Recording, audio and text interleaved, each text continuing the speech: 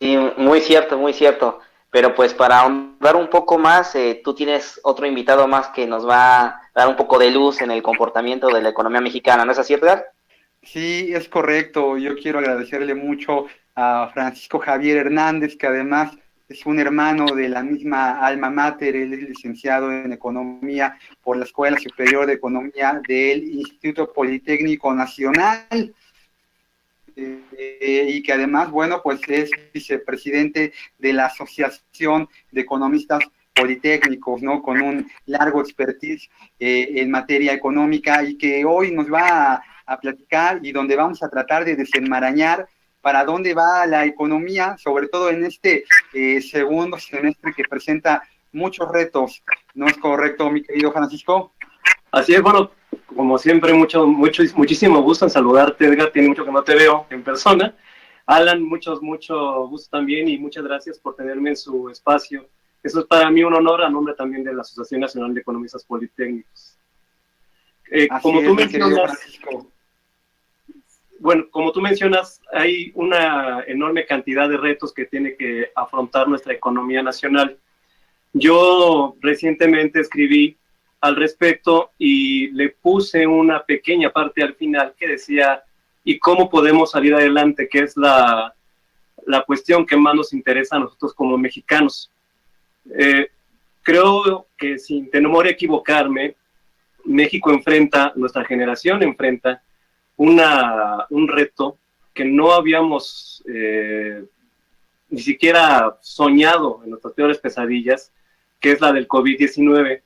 Esta pandemia que ha tenido repercusiones incluso comparables con la de la crisis del 29 internacional, la crisis del 31 para nosotros, y nos encontramos ante la situación de que el virus se encuentra en las calles, pero el dinero circulante ya no se encuentra en las calles para las microempresas, para los negocios y anexas. Eh, Valdría la pena, en este caso, que el Estado y la sociedad replantearan la forma en cómo nos vamos a seguir llevando y cómo se va a llevar la política económica en nuestro país, y eso es de lo que me gustaría hablarles.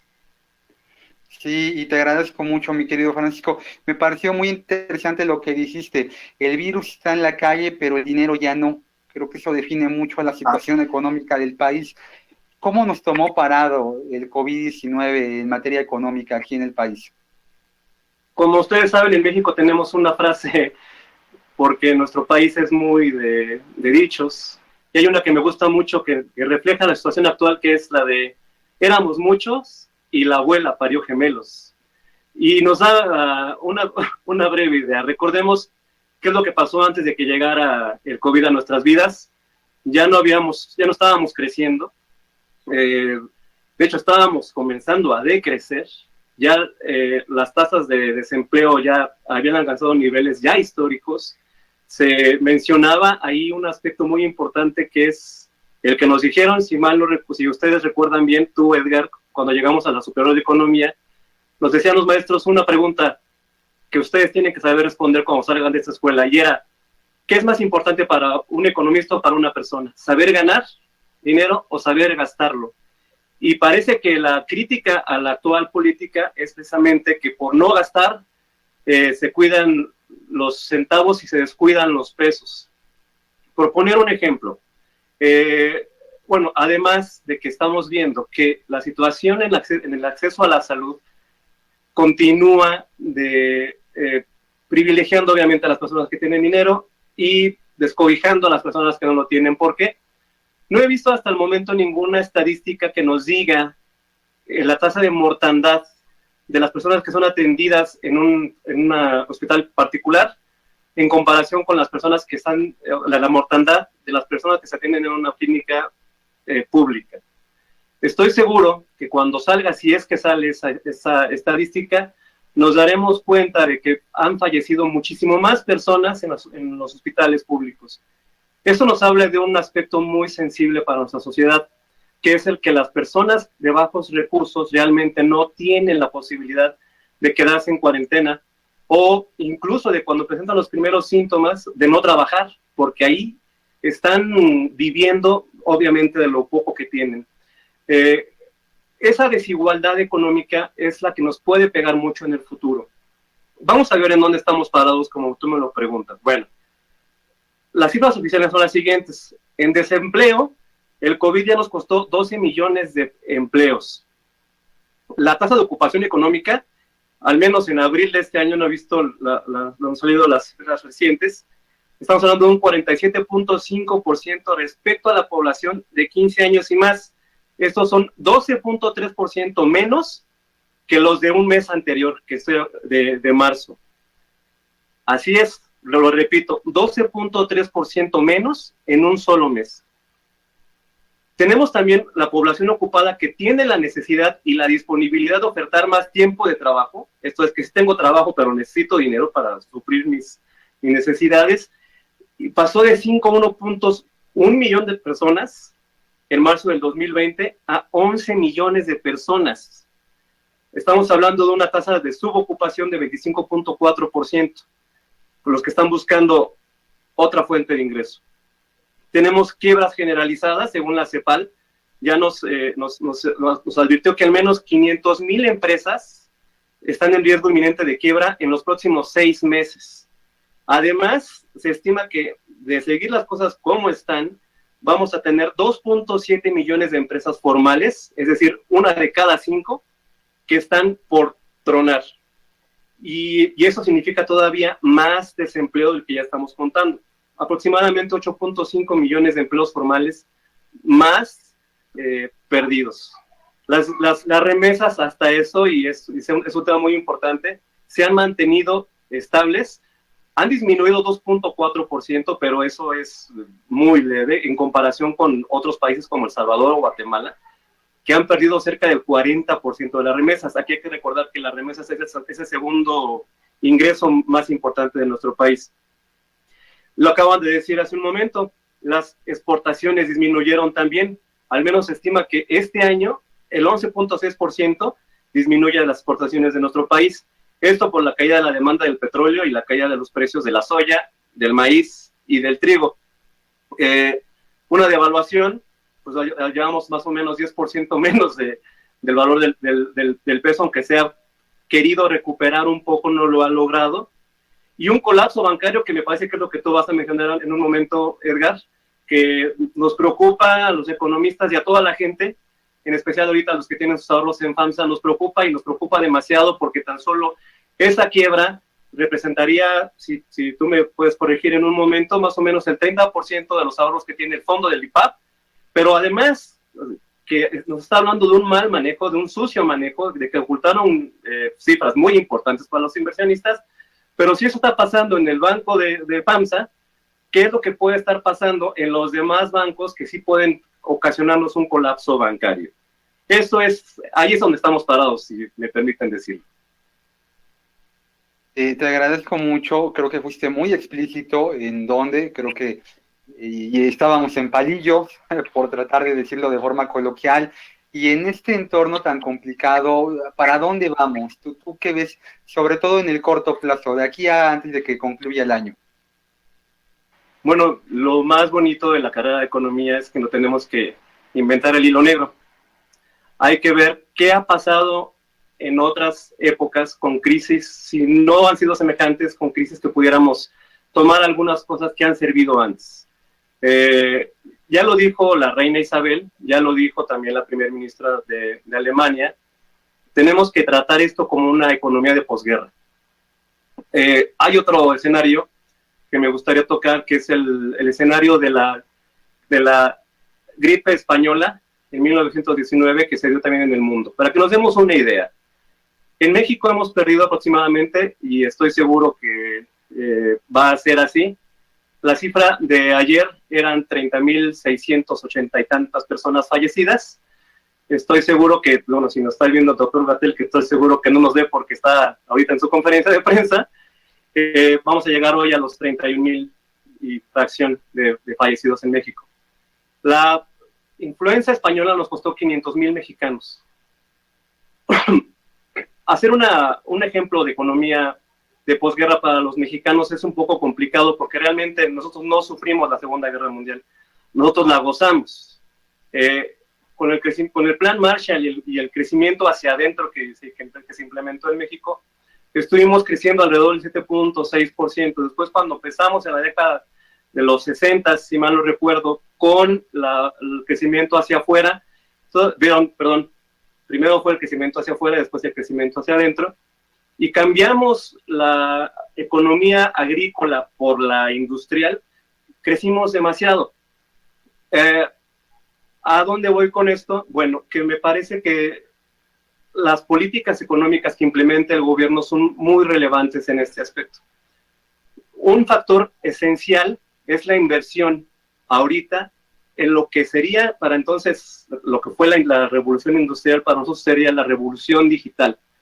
Tenemos que invertir más en esos aspectos, y de hecho ya la CEPAL había hecho comentarios al respecto, la CEPAL y muchas otras organizaciones internacionales, en la cual ellos nos indican que es necesario mayores beneficios a la gente, es decir, créditos más baratos a mayor tiempo para poder apoyar a las empresas a que no cierren, algunas exenciones fiscales, etcétera, etcétera.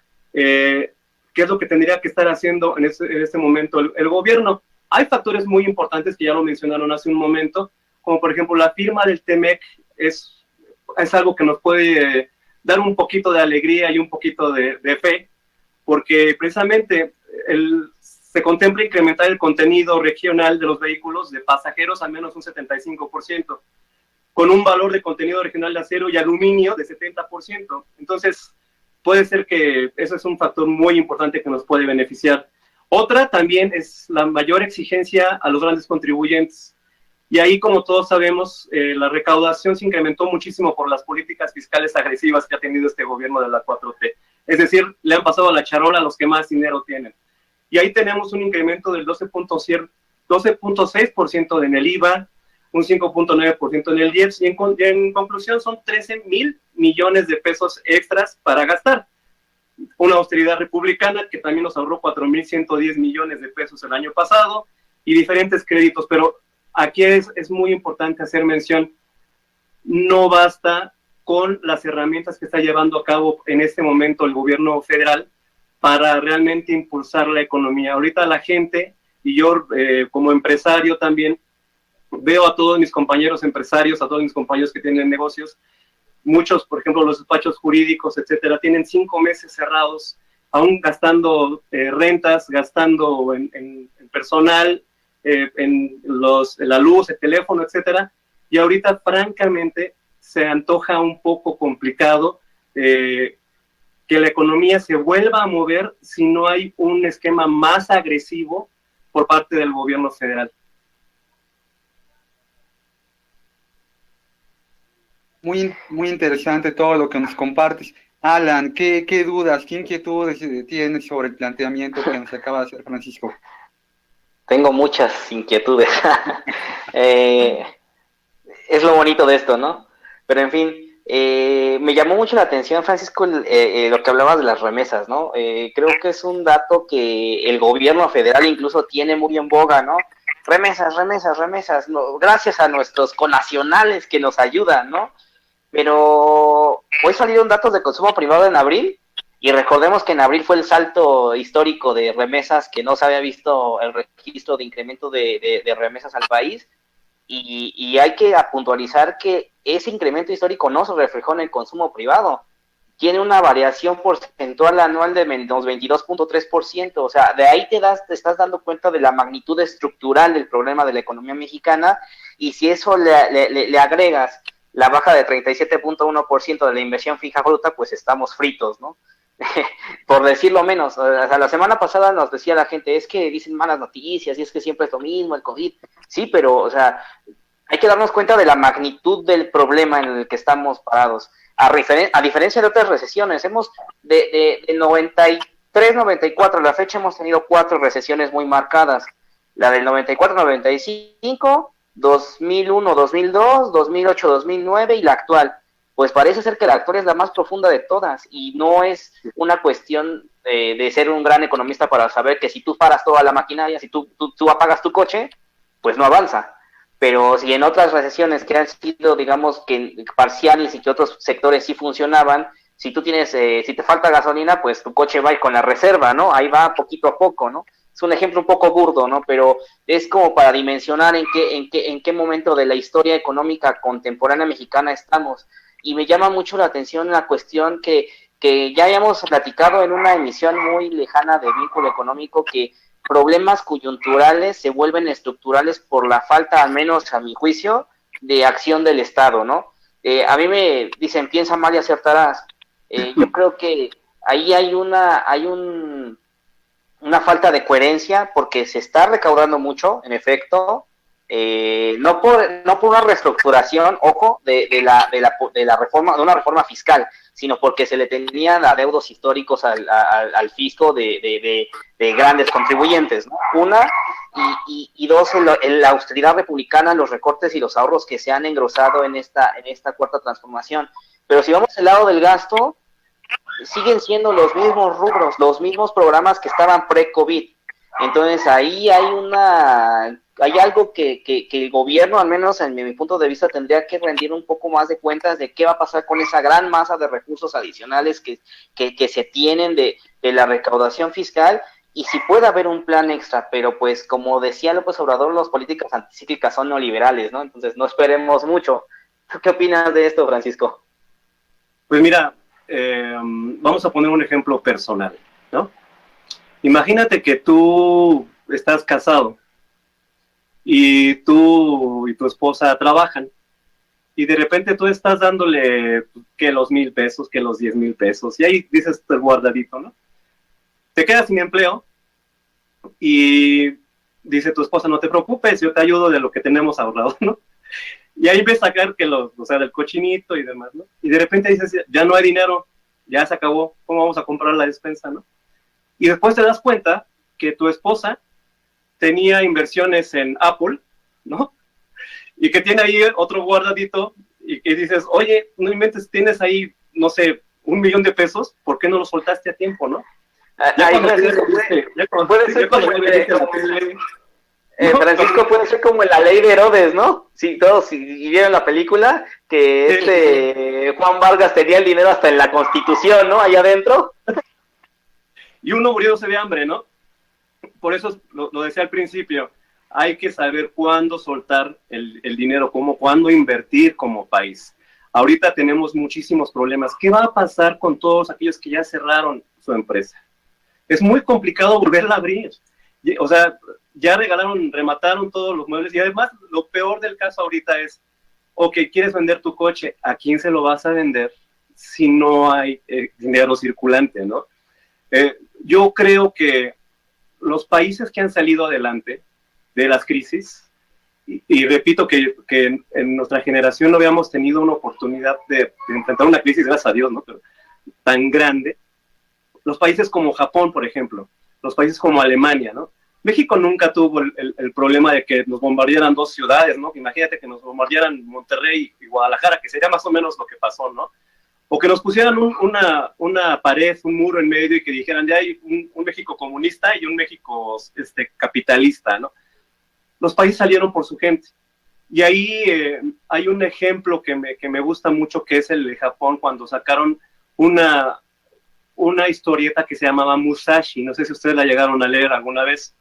Es todo un fenómeno, porque es la forma en cómo el gobierno inculcó valores a los niños de ese entonces, que era por medio de un ex samurái, porque es Musashi Ronin, y ese samurái, que además que iba a vengar a su amo, les inculcó a los niños valores como la lealtad, como el honor, como la disciplina,